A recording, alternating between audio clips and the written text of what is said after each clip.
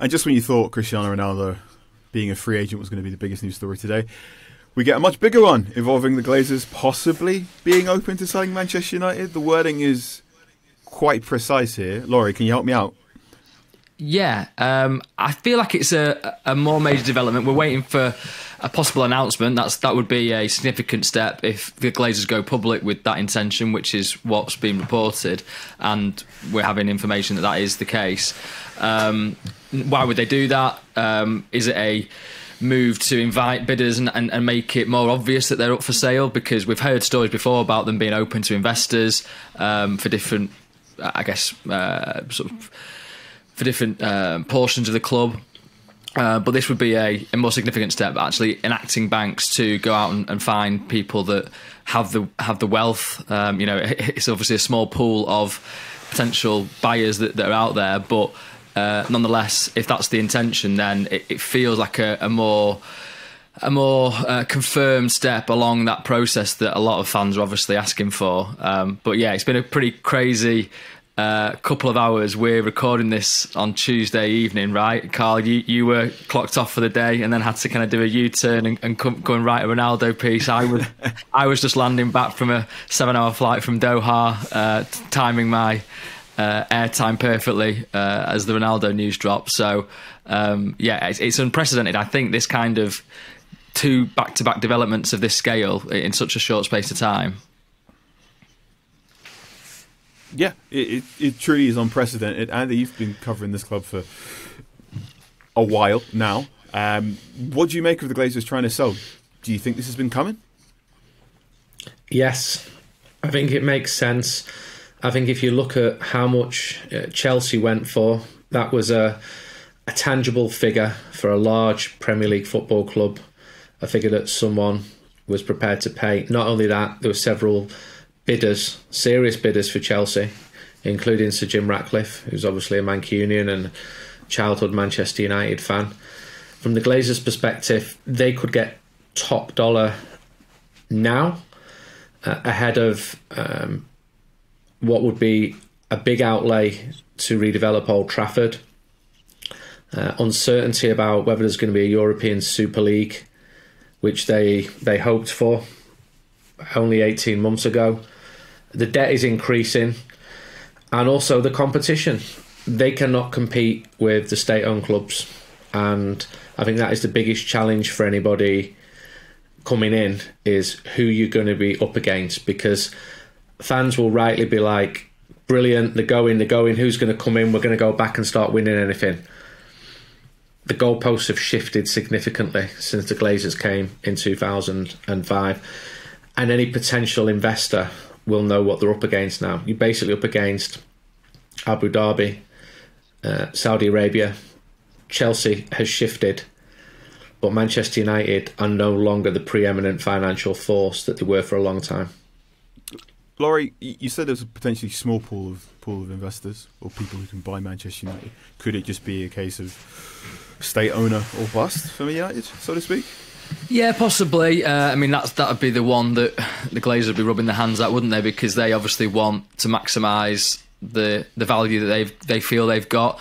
I think the market price based on the shares is sort of 2.5 billion, something like that. But I would imagine they would want to hold out for maybe double that. I don't know, but Sir Jim Ratcliffe, I would be interested if this does become public, his reaction to that, because I think he was quite vocal, wasn't he, when he gave that talk more recently, that he was moving on from looking at Manchester United. He confirmed, his interest in the club, which I think a lot of fans found very appealing. That was the kind of first time he'd said it himself. But then I kind of took it as, he was concentrating on Nice, and they've got the football project there. So I wonder if this would change anything, or whether it's already for him gone too far down the line of, you wanted a ridiculous price, or you didn't give me any indication that you wanted to sell, so I've moved on. But I do think the Chelsea bidding process showed that, okay, maybe it doesn't have to be a state fund. Possibly there could be a consortium put together, but it'd have to be a lot of wealthy individuals or hedge funds, and you kind of then getting into the realm of is that a great thing for United anyway? It is a bleak aspect of football now that when you talk about who can own football clubs, because they've just got such big business, so corporate. I mean, we've just been in Qatar, and Nick Miller and I obviously did our tour, and we did the wrap-up piece that's gone out today, and part of that is this kind of feeling of coldness that we got from being in Qatar at the FIFA World Cup, because it felt like it had been designed as a kind of Disneyland for what people should enjoy football like. And I feel like whatever happens now, it would be difficult to put the rabbit back in the hat on that from an ownership point of view, where whoever wants to buy a football club is either buying it to better their PR, as we've seen with Manchester City and Newcastle maybe and PSG, or it's as an investment vehicle, as FSG have made it and as the Glazers have made it. So you're kind of caught between a rock and a hard place, really. It's difficult to have this kind of unicorn figure that's a really rich fan that can run the club with the sporting interests at heart. I think fans would welcome the Glazers leaving the club. They're not popular. They've never been popular. That highly leveraged takeover shouldn't have been ever allowed to have happened. Then again, the people who owned the club before them, Martin Edwards, was not popular. Throughout all the time I've done United We Stand, the leading executive or the chairman has always borne the brunt of criticism. So I think a lot of fans think the grass could be greener, and looking at it on one level, it should be greener. Debt doesn't need to be loaded onto the club. You'd like to think that smarter brains could make Manchester United more successful. Liverpool have been more successful than United, paying out smaller amounts for wages by basically being best in class when it comes to recruitment. So they have shown there's another way of doing it. And Laurie's quite right when he talks about the American influence. If you look at the majority owners in the Premier League now, they are American consortiums. Do I like the idea of anyone loading more debt onto Manchester United as part of a takeover? No. I was uneasy when it happened to Burnley very recently. I think football governance has got to be stronger. I would support an independent football regulator. At the very least, financial fair play should be stronger. I was in Lisbon 2 weeks ago when Javier Tebas, the leader of La Liga, just was exasperated as he said, Manchester City are claiming that their commercial revenues are bigger than Manchester United. This is what it's come to. And there are people at City who would absolutely claim this is true. I'm just doubtful of where it's all gone. I think Manchester United is one of the 3 biggest football clubs in the world. It's big enough to stand on its own 2 feet, given a level playing field. If you've got fair financial fair play, if you've got smart recruitment, Manchester United doesn't need to be weighed down by dividend payments to the Glazers, by those huge debts. United is fine by itself, but it would take an act of benevolence to come in and see it that way. Investors are going to look for returns. You saw the Red Knights come to prominence in 2010, 2011 and started arguing among themselves even before they got to any form of negotiating table. So there's all sorts of egos, jealousies set against sky-high expectations of a lot of fans. It's basically get us right back to the top straight away, or else we're going to scream blue murder and ask for another change. So it's complicated. I'm a little bit circumspect about the whole thing, but there is a better form of ownership than the one that Manchester United currently have.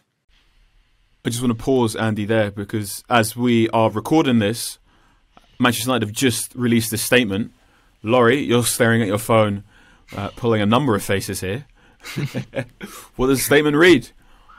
Well, they have headlined it, Manchester United announces process to explore strategic alternatives to enhance the club's growth. Which, I mean, I think that kind of means we're up for sale, really. It's inviting investment, but it's phrasing it in a way that I would suggest all options are available. If someone comes and slaps a load of money down on the table that they find acceptable, then the club will be sold. What I find interesting, so it's quite a lengthy statement actually, which is perhaps surprising. I suppose they feel that this is such a major moment that they have to explain it in full. So they talk about the process is designed to enhance the club's future growth, with the ultimate goal of positioning the club to capitalise on opportunities both on the pitch and commercially. I mean, you'd kind of think that that's already, the idea, really. I mean, it kind of says, give us more money so we can, build more about the training ground, or is this wrapped up in the stadium as well? That is such a huge commitment. And have they looked at what the price of building the stadium is and thought, actually, we can't afford this. We can't load more debt onto the club. We can't sell the naming rights because that'll cause a stink. The only thing we can do is sell equity in the club. So that it goes on quite a lengthy time. But the interesting thing is that executive co-chairman Avram Glazer and Joel Glazer are both being quoted. It sort of talks generally. The strength of Manchester United rests on the passion and loyalty of our global community of 1.1 billion fans and followers. It's gone up since last time I saw that used as a figure. 1.1 billion now. As we seek to continue building on the club's history of success, the board has authorised a thorough evaluation of strategic alternatives. We will evaluate all options to ensure that we best serve our fans and that Manchester United maximises the significant growth opportunities available to the club today and in the future. Throughout this process, we will remain fully focused on serving the best interests of our fans, shareholders and various stakeholders. It also says the Rain Group is acting as exclusive financial advisor, and Latham & Watkins LLP is legal counsel to the company. Rothschild & Co is acting as an exclusive financial advisor to the Glazer family shareholder. So there's lots of people getting paid here to advise Manchester United and act on this sale. It's big business. I mean, fans will look at that and think, well, you haven't actually really served the club's best interests in your whole time of being here. So that's, we can take that with a pinch of salt. The main thing is, as we discussed earlier, the club, this is a public statement by the Glazers to say, we are open for investment. If you're interested, put your money on the table and let's have a talk. Does that explain as it should be, Andy? Offering up a piece of the pie to who may come through? There's two words there, a sale. That could be the whole pie. They're prepared to sell the club. It's there in that statement. The board will consider all strategic alternatives, including new investment into the club, a sale. They would cash in. So I've been told over the last couple of months, and it's been bubbling under this for a while, that the different Glazer siblings have got slightly different views on where the future of Manchester United might be. And that in recent weeks, that view was becoming more towards it will be better if we cash in, if we sell the club. I don't think you will find any complaints from Manchester United fans if that happened. The jigsaw's starting to come together, isn't it? We've seen the price of Chelsea. We've seen that we're very interested parties in Chelsea. Manchester United are a far bigger club with a far bigger support than Chelsea. 1.1 billion fans, they say. They didn't bother to communicate with them once between 2005 and 2021. On one level, you've got to admire the way that they took the club and will profit from it. It was so audacious what they've done. It was legal, wasn't it? It's highly unethical. I don't think it's possible to buy a club using that manner anymore, is it? No, they've mortgaged a massive house, and the money of Manchester United fans has paid off that mortgage, and they're going to sell that house if they do. So, a huge, huge profit.